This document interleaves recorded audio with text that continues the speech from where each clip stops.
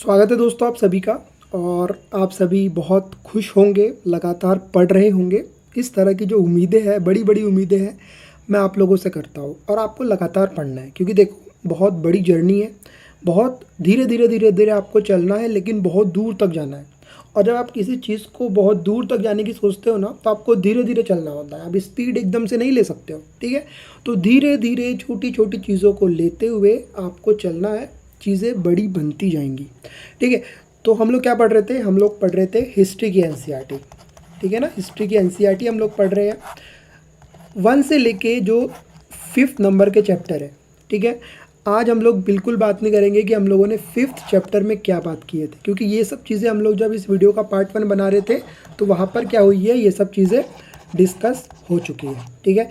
तो देखो, चीज़ें बढ़ रही हैं, तो आप लोगों को पुरानी जो चीज़ें हैं उसको समझते हुए चलना है। तो आप लोग को क्या करना है, सिंपली इस वीडियो के डिस्क्रिप्शन में जाना है और चैप्टर 1, 2, 3 और 4 और 5 चारों जो चैप्टर है उसको देख लेना है। क्योंकि जो हम लोग हिस्ट्री की एनसीईआरटी पढ़ रहे हैं, हम लोग इसीलिए पढ़ रहे हैं कि हमको एक बहुत बड़ी जो एनसीईआरटी है 6 to 12 तक एक कहानी के रूप में पता चल जाए कि जब हम लोग मॉडर्न हिस्ट्री पढ़े, जब हम लोग एंशिएंट हिस्ट्री पढ़े, जब हम लोग वर्ल्ड हिस्ट्री पढ़े, तो आपको ये जो चीज़ें हैं कुछ नई ना लगे। ये चीज़ें बहुत आसानी से आपको समझने में मदद मिलेंगी। और मदद कब मिलेंगी? जब आप लोग जो अभी हिस्ट्री की एनसीईआरटी है इसको बहुत ही स्मूथली पढ़ लोगे, ठीक है। तो ये सब चीज़ें हो गई। अब हम चलते हैं हमारे जो मेन टॉपिक है आप आज का, कि जो पूरब की जघन्य गलतियाँ हैं, ठीक है। यहाँ पे क्या लिखा है? जघन्य गलतियाँ। जघन्य गलती का मतलब आपने कभी सुना होगा कि हेनियोस, है ना, मतलब अति दुष्ट। अति दुष्ट जो गलतियाँ थी उसको आज हम समझेंगे किस तरह से जो शिक्षा के प्रसार में या ब्रिटिश इंडिया को लगने लगा कि जो देसी जनता है उनको सभ्य बनाने के लिए या राष्ट्र को शिक्षित करने के लिए जो उनको कदम उठाने हैं। और मुख्य तौर पर आप देखोगे किस तरह से जो जेम्स था उसको लाया गया, और बहुत ही जो प्राच्यवादी था, मतलब उसको बहुत सी जो भाषाएं थी वो आती थी, मतलब संपूर्ण एक ज्ञानी इंसान था, ठीक है। तो ये सब चीज़ें हम लोगों ने देख ली है कि मदरसा क्या होता है ना। उसके बाद इस्लामिक कानून का जो अध्ययन कराने वाले थे, ये सब चीज़ों को हमने क्या किया, देख लिया। तो आज हम लोग किस चीज़ों के ऊपर बात करेंगे कि जो गलतियाँ हैं वो किस तरह से हुई। उसके पहले ये जो आपको एक इमेज दिख रही है, तो ये बेसिकली वॉरेन हेस्टिंग का स्मारक है, जो कि रिचर्ड वेस्ट मार्कोट, ठीक है, जो कि 1830 अब कलकत्ता स्थित विक्टोरिया मेमोरियल में है। अंग्रेजों ने क्या की, ये जो बहुत खूबसूरत या अच्छी और कीमती चीज़ें थी ना, ये सबको लेके चले गए, ठीक है। इनको लगता था कि ये इन लोगों के काम की नहीं है। और अभी आप देखोगे कि आप कभी इंग्लैंड जाओगे तो इनके जो बड़े बड़े म्यूज़ियम है ना, वो भारतीयों से चल रहे हैं। आज भी भारतीयों को लगता है कि जो हमारी चीज़ें हैं हमको देखनी जानी चाहिए, तो ये सब ले गए इन लोगों ने अपने म्यूज़ियम में और वहाँ पर रखे हैं। तो हम लोग उसको देखने जाते हैं तो उन लोगों को थोड़ा बहुत वहाँ से रेवेन्यू जनरेट होते जाता है, क्योंकि उस समय तो ले जा लिए, लूट के ले जा लिए, लेकिन आज भी उसका ही वो यूज़ कर रहे हैं। मतलब आप सोचो, उन लोगों को पता था कि आने वाले सालों में ये जो चीज़ें हैं इनकी वैल्यू बढ़ेंगी, और इनकी जब वैल्यू बढ़ेंगी तो ये सब चीज़ों की बहुत इंपॉर्टेंस बढ़ती जाएंगी, ठीक है। ब्रिटिश सत्ता के बारे में प्राच्यवादी किस तरह सोचते थे, यहाँ आप देख सकते हैं कि सबसे ऊपर हॉस्टिंग की भव्य प्रतिमा है। ये जो कौन है? ये हॉस्टिंग है। उसके बाद जो प्राच्यवादी के भारी स्मारक, वे इसके तरफ पंडित और दूसरी तरफ नीचे बैठा हुआ मुंशी है, ठीक है। ये पंडित है और ये मुंशी है, ठीक है। हेस्टिंग तथा अन्य प्राच्यवादी भारतीय विद्वानों से विभिन्न भारतीय भाषाएं सीखना चाहते थे, जिन्हें वह कई बार केवल बोलिया, ठीक है, बोलिया समझते थे, जिसको हम लोग क्या कहते हैं? वार्नाकुलर। बहुत इंपॉर्टेंट शब्द है। जब आप लोग मॉडर्न हिस्ट्री पढ़ोगे ना तो आपको इसकी इंपॉर्टेंस समझ में आएंगी, ठीक है, वार्नाकुलर। उसके बाद स्थानीय रीति रिवाजों और कानूनों के बारे में जानना चाहते थे, और प्राचीन ग्रंथों, अनुवाद और व्याख्या में मदद चाहते थे, ठीक है। उसके बाद हॉस्टिंग के पहल करके कलकत्ता मदरसे की स्थापना की गई, और आप देखोगे कि विश्वास यही था कि प्राचीन रीति रिवाज और यहाँ की ज्ञान संपदा ही भारत में ब्रिटिश शासन के आधार होनी चाहिए। तो इस तरह की जो चीज़ें थी वो हम लोगों ने इस चित्र के माध्यम से पढ़ा। तो मैंने जो बोला था आपको कि ये सब चीज़ें आपको क्या करना है, ये पढ़ते रहना है, क्योंकि आप रीडिंग हैबिट बढ़ाते रहोगे तो आपको ये जो चीज़ें हैं ये और भी आसान लगने लगेंगी, ठीक है। तो हम देखेंगे कि किस तरह से 19वीं सदी की शुरुआत में बहुत सारे अंग्रेज शिक्षा के प्राच्यवादी। अब मैं जो प्राच्यवादी है इसको डिटेल में समझा चुका हूँ। कहाँ पर समझा चुका हूँ? इसकी पुरानी वीडियो में, मतलब जब हम लोग चैप्टर नंबर 6 स्टार्ट किए थे तो वहाँ पर हम लोगों ने प्राच्यवादी को बहुत डिटेल में डिस्कस किया था। अब हम लोग उसको डिस्कस नहीं करेंगे, अभी हम लोग उसको समझेंगे कि जो प्राच्यवादी दृष्टिकोण की आलोचना करने लगे थे। मतलब कुछ लोगों को ऐसा लगने लगा था कि इतना खर्चा नहीं करना चाहिए भारतीयों की, जो भारतीय जनता है उनकी शिक्षा के लिए, ठीक है।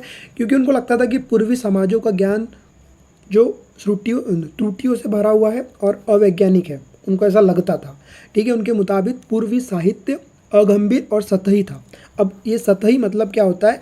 ये होता है सुपरफिशियल, ठीक है। तो उनको ये लगता था, ठीक है। इसीलिए उन्होंने दलील दी कि अंग्रेजों को अरबी और संस्कृत भाषा व साहित्य के अध्ययन को बढ़ावा नहीं देना चाहिए और इसके ऊपर जो पैसा खर्च है वो भी नहीं करना चाहिए, ये इनको ऐसा लगता था, ठीक है। प्राच्यवादी पर हमला करने वाले जेम्स मिल प्रमुख थे। कौन था? जेम्स मिल।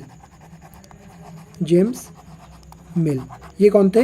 प्रमुख थे, ठीक है। उनका विश्वास था कि अंग्रेजों को देसी जनता को खुश करने और उनका दिल जीतने के लिए जनता के हिसाब से और उनकी भावनाओं को ध्यान में रखकर सब चीज़ें करनी चाहिए, ऐसा उनको लगता था। कि इनको लगता था?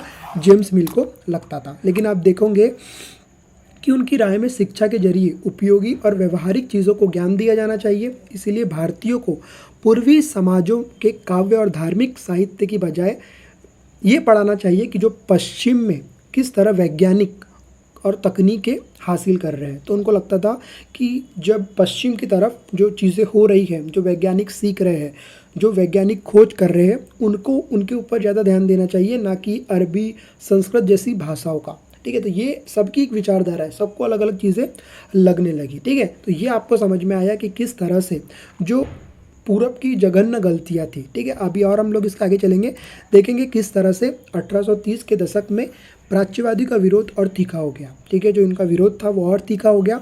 अब आपको यहाँ पे एक नाम समझना है, कौन? थॉमस बेबिंगटन, ठीक है। Babington Macaulay. बहुत बहुत बहुत जब आप इसके बारे में जब हम लोग मॉडर्न हिस्ट्री पढ़ेंगे ना, तो आप देखोगे कितना इंपॉर्टेंट पर्सन है, ठीक है। बहुत सारी खोजें किया है इसने। तो ये जो थॉमस बेबिंगटन मैकॉले था ना, इन आलोचकों में सबसे प्रमुख और प्रभावशाली विचारक थे, ठीक है। इनको लगता था कि जो प्राच्यवादी है, जो इनको मतलब इन लोगों को लगता था 1830 के दशक तक कि जो प्राच्यवादियों का विरोध और तीखा हो गया, तो उन सब की जो चीज़ें थी, इसका जो मेन कौन था, मतलब प्रभावशाली और विचारक कौन था? ये था मैकॉले, ठीक है। पूरा नाम क्या है? थॉमस बेबिंगटन मैकॉले, ठीक है।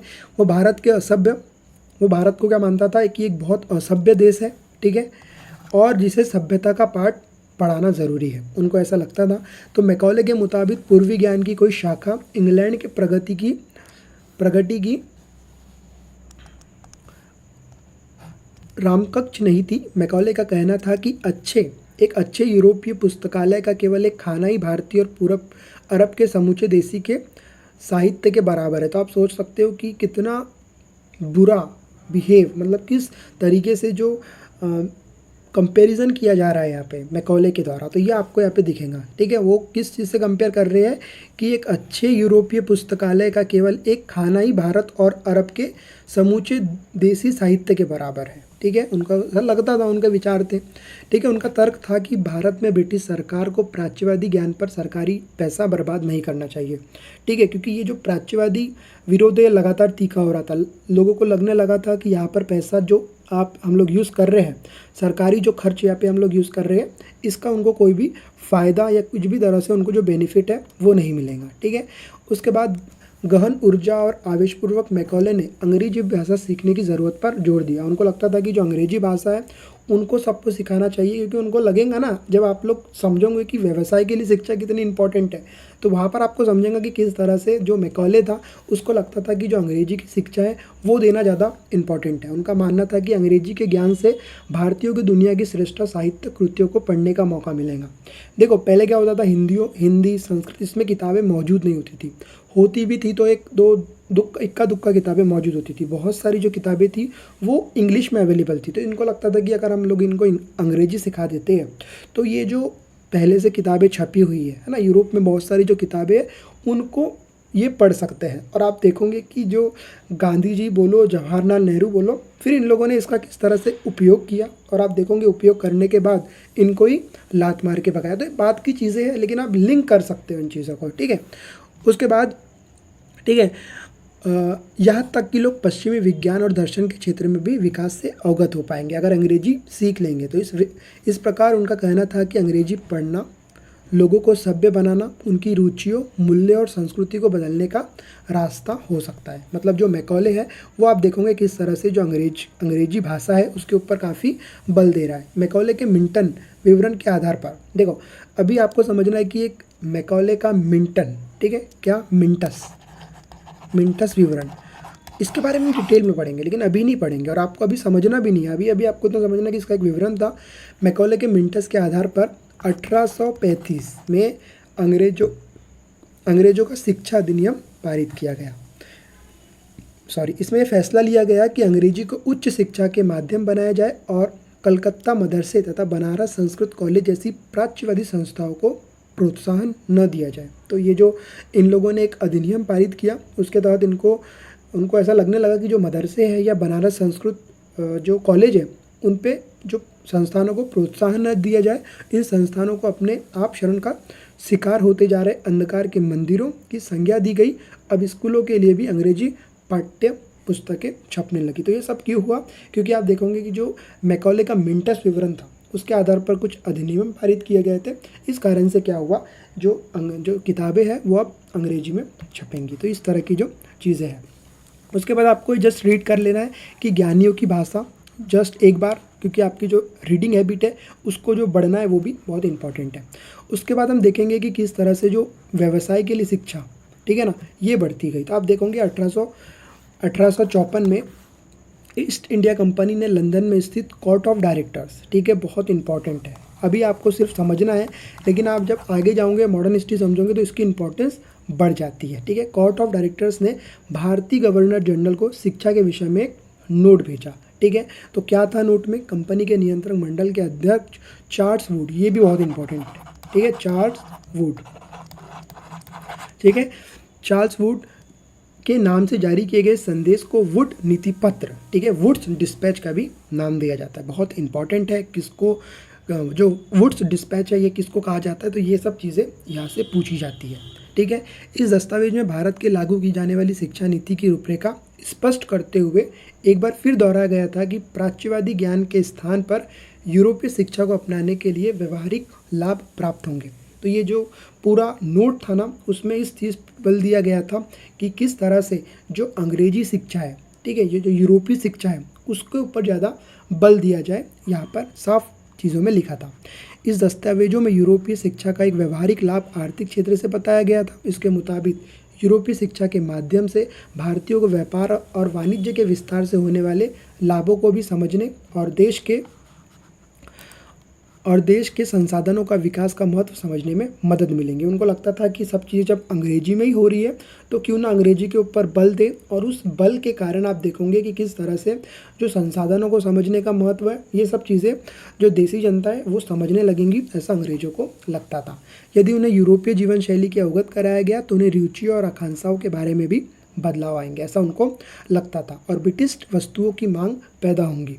अब आप देखोगे किस तरह से जो व्यवसाय है उसके लिए शिक्षा का किस तरह से उपयोग में लाया गया और उसको किस तरह से यूज़ किया गया, ठीक है।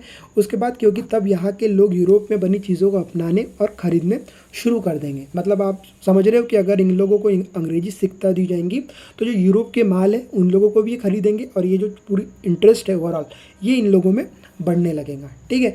उसके बाद आप देखोगे वुड के नीति पत्र में यह भी तर्क दिया गया था कि यूरोपीय शिक्षा से भारतीयों के नैतिक चरित्र का उत्थान होगा, ठीक है। बहुत ही असभ्य देश मानते थे उन लोग, इससे वे ज़्यादा सत्यवादी और ईमानदार बन जाएंगे, उनको ये सब चीज़ें लगती थी। और फलस्वरूप कंपनी के पास भरोसेमंद कर्मचारी की भी कमी नहीं रहेंगी। उनको लगता था कि अगर हम लोग इन देसी जनता को शिक्षित कर देते हैं तो इसकी मदद से जो पढ़े लिखे लोग हैं वो भी कंपनी में आएंगे, और इससे कंपनी को कभी भी जो कर्मचारी है उनकी कमी नहीं होगी, लगातार वो जो भर्तियां हैं वो ले सकेंगे, ठीक है। उसके बाद दस्तावेजों के मुताबिक पूरब का साहित्य न केवल भयानक रोटियों से बड़ा हुआ था, बल्कि यह लोगों में न तो काम के प्रति दायित्व और समर्पण का भाव पैदा करता था और न ही शासन के लिए आवश्यक निश्चितता पैदा करता था। ठीक है, उसके बाद आप देखोगे 1854 के नीति पत्र के बाद अंग्रेजों ने कई अहम कदम उठाए। सरकारी शिक्षा विभागों का गठन किया ताकि शिक्षा संबंधी सभी मामलों को सरकार का नियंत्रण स्थापित किया जाए।